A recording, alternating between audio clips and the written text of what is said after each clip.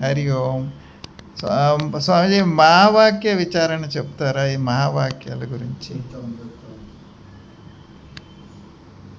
గురు బ్రహ్మ గురు విష్ణు గురుదేవో మహేశ్వర గురు సాక్షాత్ పరబ్రహ్మ తస్మై శ్రీ గురవే నమః. మహావాక్యాలు అనేటువంటి ఋషులు వాళ్ళు ఆన్సర్లు చెప్పారు. క్వశ్చన్లకి ఏదైనా ఒక క్వశ్చన్కి ఆన్సర్లు చెప్పేశారు ముందే. అయమాత్మ బ్రహ్మ, సర్వం ఖల్విదం బ్రహ్మ, తత్వమసి, అహం బ్రహ్మాస్మి. ఈ నాలుగిట్లో 3 వాక్యాలు జీవుడు గురించి చెప్పారు. ఒకటి జగత్తు గురించి చెప్పారు. జీవుడు బ్రహ్మమే, తత్వం అసి, తత్వం అసి. తత్ అంటే ఏదైతే తత్వం అంటున్నారో, ఆత్మ అంటున్నారో దాన్ని తత్వం. తత్వం అంటే నీవు. నీవు అనేది జీవుడు అనుకుంటున్నావు, జీవుడు కాదు, జీవుడు బ్రహ్మమే. జీవుడు చైతన్యంగా ఒకటే. జీవుడు ఇప్పుడు పేర్లు, జీవుడు అంటే చిన్నదని, జీవుడు అంటే చిన్నదని, బ్రహ్మం అంటే పెద్దదని ఒక అపోహ. ఇది అపోహ అనేది అజ్ఞానం వల్ల. ఇప్పుడు అల అనేది జీవుడు అనుకుంటే, సముద్రం అనుకుంటే, సముద్రం బ్రహ్మం అనుకుంటే, సముద్రము అలగా ఉంటే సముద్రాన్ని పట్టుకోలేదు. అలాగే మనస్సు అలాని, సముద్రం బ్రహ్మమని. మనస్సు చలించే మనసు అలగా ఉండి సముద్రాన్ని పట్టుకోలేదు. ఇప్పుడు మనస్సు జలమే, సముద్రము జలమే. మనస్సు సముద్రం, సముద్రము 2 పేర్లు. సముద్రం పేర్లు 2. అలా అంటే అభిప్రాయం చిన్నదని, సముద్రం అంటే పెద్దదని. మాటలు 2 ఉన్నాయి, కానీ అక్కడ పదార్థం ఒకటే, జలమే. అలాగే మనసు అనేది చెలించే మనసు అలలాగా చెలిస్తా సముద్రాన్ని పట్టుకోలేదు. సముద్రాన్ని అల పట్టుకోవాలి అంటే అల లయం అయిపోవాలి, సమాప్తం అయిపోవాలి. సమాప్తం అయిపోతే ఉన్నది సముద్రమే.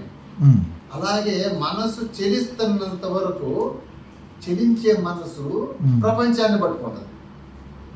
చెలించే మనసు ప్రపంచాన్ని పట్టుకుంటది. చెలించని మనసు పరమాత్మను పట్టుకుంటది. ఎందుకు?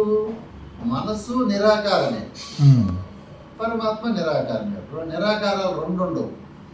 చెలించినప్పుడు మనసు, చెలించే మనసు ప్రపంచాన్ని పట్టుకుంటది. మనసు ఎప్పుడైతే ఆగిపోద్దో, ఆగిన మనసు బ్రహ్మమే. బ్రహ్మమను, ఆత్మను, ఏదైనాను. అదే కదిలిన ఆత్మ మనసు, కదలని మనసు ఆత్మే. కదలని మనసు ఆత్మే. కదిలిన మనసు, కదిలిన ఆత్మ మనసు, కదలని మనసు ఆత్మ. అంటే అలా కదలకుండా సమాప్తం అయితే సముద్రమే. సముద్రంలో నుంచి కదిలితే అలా. అదే అట్లాగే ఈ జ్ఞానంలో నుంచి ఒక తరంగం, థాట్, అదే మనసు. థాట్లెస్. అదే కొంతమంది ఏమంటారు, థాట్ లేదు, ఆ మనసే లేకపోతే మాట్లాడలేమంటే, మనస్సు లేకపోయినా మాట్లాడటం అంటే మనస్సు మన కంట్రోల్లో ఉంటుంది. మనస్సు కంట్రోల్లో మనము. అజ్ఞాని మనసు ఇట్లా లేకపోతే అట్లా పోతాడు. ఎందుకంటే ఎట్లా అంటే, ఒక బండి ఉంది, ఒక కారు ఉంది. ఆ మనస్సు అనేది కారు డ్రైవర్ సీట్లో కూర్చుంది. నీవు ఓనర్ అనేది ఆత్మ. ఆత్మకి డ్రైవింగ్ రాదు.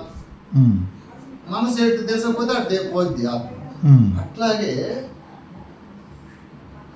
మనసు లయమైపోతే ఆత్మే అని చెప్పాం కదా. అప్పుడు జ్ఞానికి మనసు చెప్పినట్టు ఉంటుంది. ఓనర్కి డ్రైవింగ్ వచ్చు అనుకో, అప్పుడు డ్రైవర్కి భయం ఉంటుంది. నేను లేకపోయినా డ్రైవింగ్ చేసుకుంటాడు అనే భయం మనసుకుంటే ఉమ్. మనసు దాని ఇష్టం వచ్చినట్టు ప్రవర్తించదు. అవును. ప్రవర్తించడానికి లేదు. ఓనరు చెప్పినట్టు డ్రైవర్ బాధిస్తాడు. ఆ ఓనర్ డ్రైవింగ్ రాకపోతే ఆడి కంట్రోల్లో ఉంటాడు, భయపడదు. అవును. అట్లాగే మనస్సు అనేది చెలించదు. మనస్సు అనేది అంతకుముందు ఎట్లా మనం మనం మనసు కంట్రోల్లో ఉండి మనస్సు ఎలా చెబితే అలా ఆలోచనలు అన్ని కంట్రోల్లో ఉండవు. ఎక్కడ మనసు ఎప్పుడు కూడా పాస్ట్లో కానీ ఫ్యూచర్లో కానీ ఈ రెండే ఆలోచిస్తుంది. అసలు సెంటర్లో ఉండదు, ఉమ్. ప్రజెంట్లో ఉండదు మనసు. ఉమ్. జ్ఞానికి ప్రజెంట్లోనే ఉంటుంది. ఉమ్. జ్ఞానికి కూడా ఫాస్ట్ ఆలోచించాలని తను అనుకుంటే మనసును ఉపయోగించుకుంటాడు. ఇప్పుడు ఒక పెన్ ఉంది, ఏదైనా ఒక ఇన్స్ట్రుమెంట్ ఉంది, లేదా నా బైక్ ఉంది, నా కార్ ఉంది, నేను ఇన్స్ట్రుమెంట్ నేను వాడుకోవాలి. నేను వాడుకున్నప్పుడు నేను ఎయిర్పోర్ట్ పోవాలనుకుంటే నేను కారు తెస్తాను, వాడుకుంటా. అట్లా మనసుని జ్ఞాని వాడుకుంటాడు. ఉమ్. అజ్ఞాని ఏంటంటే అజ్ఞాని మనసుకి అధీనంలో ఉంటుంది అజ్ఞాని. ఉమ్. అందువల్ల దానికి దీనికి డిఫరెన్స్ అంతే. ఉమ్. ఈ మహావాక్యాలు అనేటువంటి